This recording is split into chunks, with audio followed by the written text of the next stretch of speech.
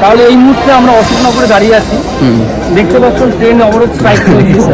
বিভিন্ন অ্যাঙ্গেল থেকে দেখেছি দীর্ঘ যাবৎ 7:30 মাঝেরহাট এবং মাঝেরহাট যাওয়ার গাড়ি প্রতিদিন বারাসাত করে দিচ্ছে অথবা দমদম করে দিচ্ছে। এই কারণে পাবলিক আজকে স্ট্রাইক নেমেছে। আপনারা দেখতে পাচ্ছেন এই যে সিনটা ঘটেছে, পক্ষ থেকে জানাচ্ছি সবাইকে, ভালো করে দেখাও ভিডিওটা। এইভাবে আমরা একটু আগে পাইলটের সাথে কথা বলছি, দীর্ঘদিন যাবৎ এইভাবে চলতে রয়েছে এটা। তো এটার জন্য মানুষ অনেকটা হ্যারাসমেন্ট করছে, তো যার জন্য আজকে স্ট্রাইকটা দেখতে পাচ্ছেন। এখন পুলিশ প্রশাসন কিন্তু কোনোভাবে এভাবে এখনো ক্লিয়ারিটি আসেনি। দেখতে থাকুন, সঙ্গে থাকুন। Thank you.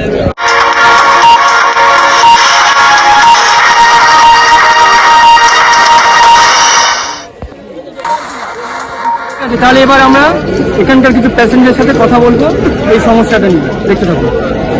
এই মুহূর্তে দেখতে পাচ্ছেন আমরা একটা প্যাসেঞ্জারকে নিয়েছি, ওনাকে জিজ্ঞাসা করবো কি কি সমস্যা হচ্ছেন। এটা কি প্রতিদিন হচ্ছে এরকম?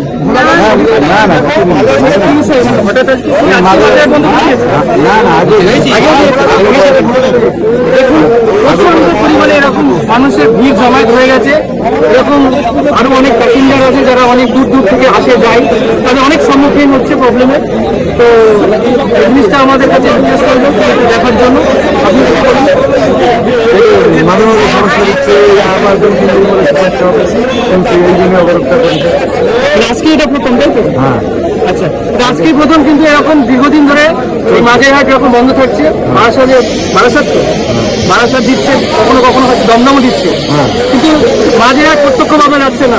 সঙ্গে থাকুন, দেখতে থাকুন। Thank you.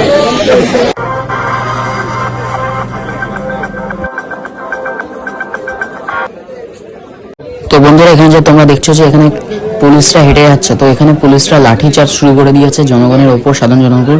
তো ভিডিওতে দেখতে থাকো। তো আগে